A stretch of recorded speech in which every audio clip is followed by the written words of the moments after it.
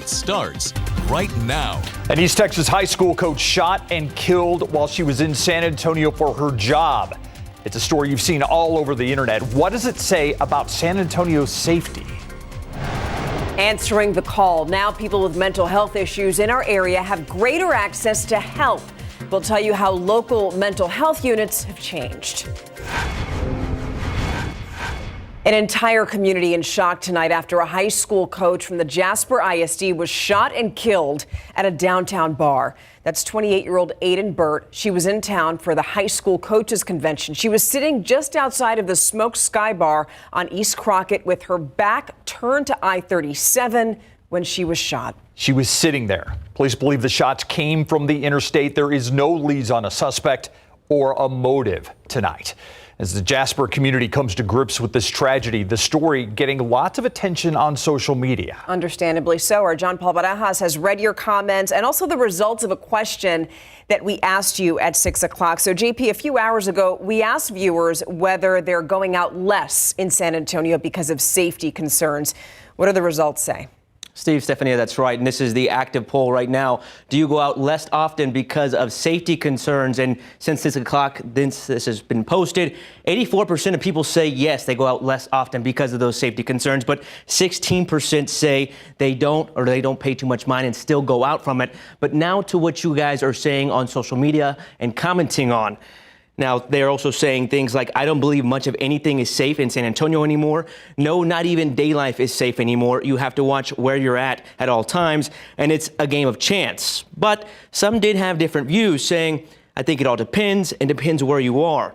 And as mentioned, that shooting happened at Smoke Sky Bar downtown off of East Crockett Street. The owner there, Adrian Martinez, also taking to social media. I'm deeply saddened that an individual attending our venue for an event fell victim to a random and senseless act of violence. Words cannot explain the sorrow I feel for this loss. So we took your concerns and asked San Antonio police if they could provide some stats so we could look at violent crimes in our city. We took a look at the first 5 months of 2022, 2023, and 2024. And according to their database, in the first 5 months of this year, SAPD reported more than 12,000 assaults. That number is about 15% lower than 2022 and about 1% less than 2023. And looking at homicides in the same 5-month window, SAPD reported about 70 homicides in the first 5 months of both 2022 and 2023. This year, there's been about a 20% drop with a total of 55 homicides. Even though numbers are down, it's clear from our informal poll that the overall feeling seems to be that crime in the city is only getting worse, which SAPD sent this statement regarding the death of Coach Aiden Burt, saying, quote, Monday's fatal shooting was a random isolated incident and does not reflect our community. Investigators continue to search for a suspect in Monday's murder. The investigation is active and ongoing, end quote. We also called and emailed the group that was holding the conference the victim was attending, the Texas High School Coaches Association, but we have not heard back. We did speak to staff with Visit San Antonio, who helps bring conferences and conventions to town, about how this might impact things going forward. But they declined to comment and directed us to SAPD because this is an active investigation. Steve, Stephanie? You know, John Paul, I'm glad you added those numbers to give us some sort of a context, but maybe the feeling is just because there have been two high-profile killings. I mean, the one that happened just last night and then the one that happened during Fiesta. But the numbers aren't backing up that it's more violent. So yeah, that could be it. Yeah. All right, well, they're among the most difficult calls that police have to make, showing up on the scene of a mental health issue. But now they're going to have more time to help. The two main mental health units, SA Core and SMART, have increased their response hours this summer. As the night team's Avery Everett shows us, it's a long time coming, but it is expected to bring big changes to South Central Texas. We carry everything. Overpacking and overplanning are how SA Core stays prepared. You never know what it's going to take just to get someone to open up to you and start talking to you. SA Core stands for San Antonio Community Outreach and Resiliency Effort. This is the city's mental health crisis team that's made up of police officers, paramedics, and health clinicians. When someone calls 911 about a person experiencing a mental health crisis, those calls can be directed to this team. We're able to give them that long-term care and give them those long-term resources that helps them out. When the program launched back in 2022, The goal was to give San Antonio a multi-dimensional response to these mental health calls. Now, 2 years later, the number of these calls is growing, and so is this program. The need is huge right now, and it's huge in San Antonio, and it's huge across the world in the United States. Local law enforcement agencies' mental health units have seen expansions this summer. The city's SA Core team now is 24/7 with its response, while the county's SMART team is now 16 hours a day, 7 days a week. We've all been conditioned to call 911, but oftentimes the 911 response is not entirely appropriate if you have just a purely law enforcement lens. SMART stands for Bexar County's Specialized Multidisciplinary Alternate Response Team. It has a similar structure to SA Core, except it's made up of sheriff deputies, EMS contractors, and clinicians. The team covers Bexar County from 6 a.m. to 10 p.m., but they're not too far out from a 24-hour service. The gap has been really in recruitment and retention of staff. As these efforts expand, community engagement is the driving force. Trust starts to get built, and then we're able to get them the resources that they need. To decriminalize mental health and change the outcomes of so many calls. Avery Everett, KSAT 12 News. And while agencies here in San Antonio bolster their mental health units, many across America asking whether that kind of resource could have prevented the death of this woman, Sonia Massey. She was shot and killed a few weeks ago by an Illinois sheriff's deputy who's charged with her murder. Massey was the one who called 911 for help that night. She thought her home had an intruder. New body cam video from that night shows Massey in her kitchen pouring out a pot of boiling water down the drain. The deputy who responded, Sean Grayson, demanded that Massey put the pot down, and when she didn't, the video shows he shot her. Court documents describe Massey as perhaps unwell but not aggressive. Massey's family attorney said she struggled with mental health. Grayson will stay behind bars until his trial starts. San Antonio police need your help tonight tracking down a woman they say killed a restaurant manager earlier this month. This is Adaya Demir Roberson. She's on the run right now after police say she shot and killed the manager of a Sonic drive-in on Babcock Road back on July 7th. Investigators say she shot 33-year-old Daniel Shrewsbury outside the restaurant's drive-thru after an argument about money turned violent. If you know Roberson or where she is, call the SAPD homicide unit. That number posted on your screen and on our website, KSAT.com. Hundreds of local families relieved tonight because they're keeping their water service. We first brought you the story last week. We're going to show you some 6 properties, the ones that you see there on the map. SAWS was threatening to shut off water service to the buildings there in those areas because the utility hadn't been paid. We're told the tenants' rent payments included their water bills, but that the money that they paid hadn't yet reached SAWS. That would have affected something like 500 apartment units, but we've confirmed tonight that that's changed. SAWS has been paid, and all of the families at those properties are going to keep their water service. Earlier today, we got a painful reminder of just how dangerous storms can be even after it stops raining. A CPS Energy worker died trying to restore power in West Bexar County. He's 32-year-old Clayton Clazel. Bexar County investigators say that he and a crew were working near Percheron Pass and Culebra Road around 4:30 this morning, trying to bring the power back to the area when Clazel was electrocuted. Investigators at this point believe that it was an accident. Now a quick look at some of today's top headlines in your Nightbeat News Flash. Take a look at this video making rounds on the internet right now. What you're looking at is a hydrothermal explosion in Yellowstone National Park. The U.S. Geological Survey says it's a kind of phenomenon that happens when fluids transition to steam and expand, causing rocks to be blown apart. Everyone near the explosion walked away unharmed.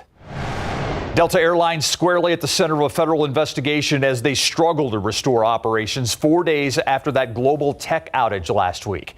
Transportation Secretary Pete Buttigieg says they want to ensure Delta is following the law and taking care of passengers as they deal with the fallout of the outage.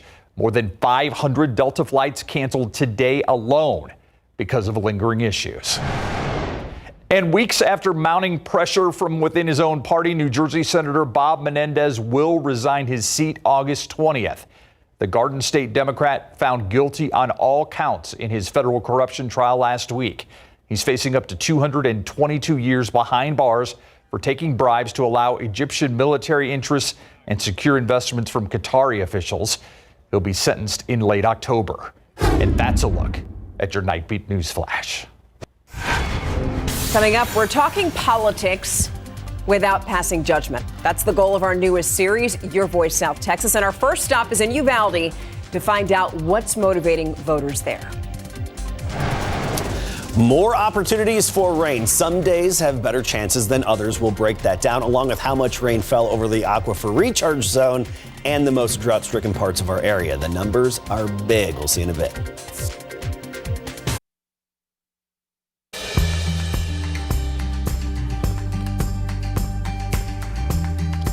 Tonight, we kick off with our first episode of Your Voice South Texas. It's our new series. It's about politics without passing judgment. For the next few months, we're going on something of a listening tour, visiting different parts of our region to hear the things that you're most concerned about. And our first stop is in Uvalde. Now that we're in Uvalde, it's important to get to exactly where the people are. So we're coming here to the Townhouse Restaurant, which is on East Main Street, right in the middle of everything here in Uvalde. This restaurant has been around for 40 years, serving the people of Uvalde. And this is where a lot of people come together, especially during lunchtime.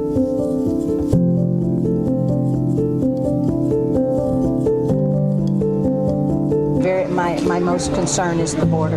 Okay, what about it specifically? I live in an area where I have them coming up my lane and in my yard. Has that happened before? Yes, it has, several times. We live several miles out in the country from Uvalde, and we've had migrants come through our home. We have helicopters flying around our home at all hours of the night and day.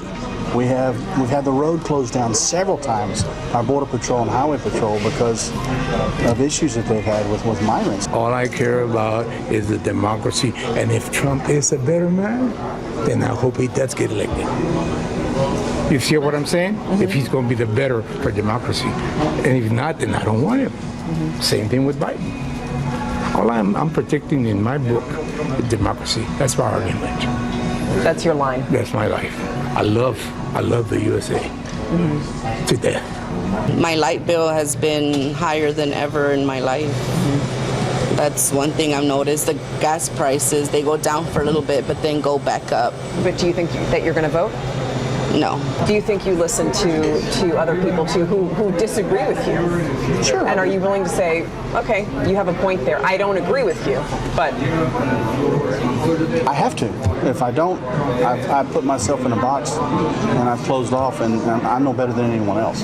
I have to listen to, because I'm certainly not a knower of all. I have to be open-minded enough to listen to other people's truths as well, because what I believe is not always perfect. I have to listen. He says he has to listen. We all have to listen, right? And that's just a snippet of the conversations that we had in Uvalde. Everyone we spoke to was upset about the assassination attempt on Donald Trump. They also mentioned the need to see the humanity in people and to work together to improve the country. That gives all of us hope, right? So scan that QR code now to watch episode 1 of Your Voice South Texas right now. If you need a reason to feel hopeful about political discourse in this country, you're definitely going to want to see that episode. Absolutely. All right, let's stay in Uvalde now. Crews are making progress on the new Uvalde Elementary School. Steel beams now up at the unnamed school. The Uvalde CISD Moving Forward Foundation broke ground on it last fall. The 21 victims of the Robb Elementary School shooting are going to be honored at that new campus. The foundation's executive director told KSAT that the building should be ready by fall of 2025. Let's go outside right now. 79 degrees. All right. This is one of those great days where it kind of felt like people who didn't get rain on Monday maybe got rain today. Well, I hope we keep spreading it around is what I'm saying. That was the key. We're really spreading it around. And people who especially didn't get rain over the past weeks and months, Hill Country in particular, got slammed. And it was a gully washer, of course, leading to some street flooding, but also good drought denting rain. More opportunities to come. It's just not going to be equal opportunity every day. Let's get a look at tomorrow first of all. 20% chance in the morning, 40% midday and afternoon. That's from noon through about 7 p.m. We have that 40% chance. So obviously not everybody getting hit. Widely separated showers. But you look at the days ahead. Thursday, another 40% chance. Then conditions become more favorable, better dynamics in our atmosphere, and another surge of atmospheric moisture, really deep moisture, to boost those chances back to 60, even 70%. Wouldn't surprise me Friday through the upcoming weekend. So anticipate more gully washers and street flooding. Just ground clutter on the radar across San Antonio, but still some lingering showers far south of town, southern Atascosa County, LaSalle County, eastward as well, and McMullen County. Not a whole lot left over, and odds are slim for much action the rest of the night, especially in and around San Antonio. Mainly dry, I think, for the morning commute tomorrow. Then by the noon hour, we'll look for a few pop-up showers here and there. I think they'll be very widely separated and not all that common, but through the afternoon, that roughly 40% coverage at any given time, midday through the afternoon and early evening tomorrow. Okay, here's the drought monitor and the most drought-stricken parts of our area I outlined in white here. That's the Hill Country and due west of San Antonio, Del Rio, Brackettville, all the way to the Rio Grande. Now let's put the radar estimated rainfall totals on top of this over the past 2 days. And you look at how much of a sweet spot this was. That was a real bullseye right over the Hill Country. Where you see the purple on the screen, that indicates 6 to 9 inches of rain estimated by radar. Look at this, right along I-10, Kerr County, 10 inches estimated by radar. This is over the past 2 days. 6, 8 inches estimated by radar, especially you get into Bandera County, many locations there, 6 to 9 inches of rainfall. Aquifer, this number just keeps changing throughout the day. It's up over 1.5 feet. Now here's the key, the aquifer zones, this blue zone right in the middle, the recharge zone.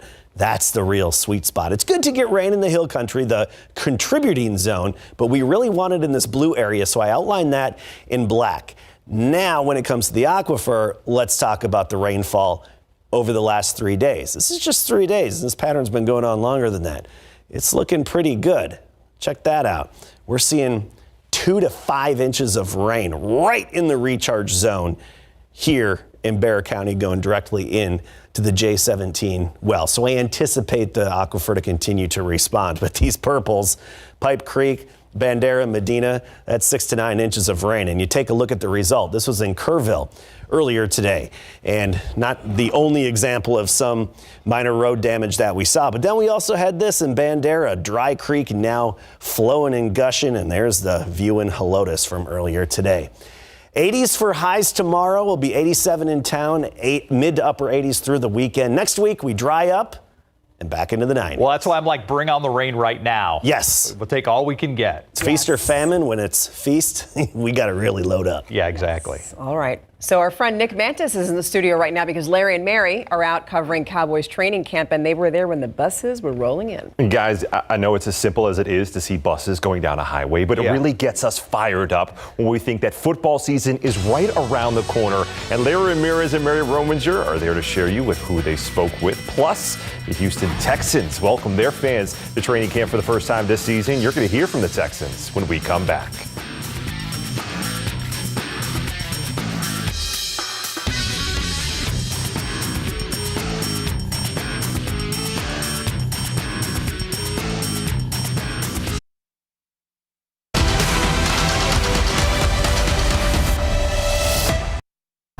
Welcome to Oxnard, California, everybody. We are here to cover Dallas Cowboys training camp. This is the 18th year that the Dallas Cowboys have held all or part of training camp, Mary, at this Oxnard location. And joining me this year, KSAT 12 Sports anchor reporter Mary Rominger, and behind the scenes, the one and only photojournalist Adam Higgins. All right, so Mary, I was out doing live shots earlier today away from here. You got here in time to get team arrival at 4 o'clock local time. Tell us about that. Well, when the team arrived, we finally got the answer answer we've been waiting for. The CeeDee Lamb holdout continues with the Cowboys as the star receiver has yet to report to training camp. So when offensive lineman Tyler Smith and defensive back Jordan Lewis came off the bus, they spoke to us media, and as you can predict, the first question they were asked is, what does Lamb's absence mean for the start of Cowboys training camp? I mean, we definitely got to be leaders, and we just got to make sure that, regardless of, who's practicing or who's here, that, the standard doesn't change, that we're still doing what we need to do so that when we all come together, there's no drop off. We're working on, at 100%, that well-oiled machine. So it's a business, honestly. You got to look at it at that side of things and understand it. You got to take care of your family. That comes first. So I understand what they're doing, and we just got to go out there and try to prepare as best we can without them. Or as how long we will be without them. So yeah, just understand it and just try to be as good as a team as we can without their presence being here. Now the Cowboys have been in this situation before recently. Ezekiel Elliott, Zach Martin held out, and they did get the deals that they wanted. But what makes this situation different, Larry, and different than the Vikings too, who only had one superstar to pay, is the fact that Dallas has 3 superstars to pay. And now the question is, which of the 3 does Dallas value more? If it's Lamb, that's great, but if it's not, then I expect this holdout to last a long while. And I'll tell you what, it's all about the money, and I get it. When you talk to Cowboys players, they all say the same thing, Mary. We understand it's a business. CeeDee has to do what CeeDee needs to do because he's got to take care of his family. So it totally makes sense. I certainly hope the Cowboys and Lamb can make this deal happen sooner rather than later because CeeDee does need to be here at camp.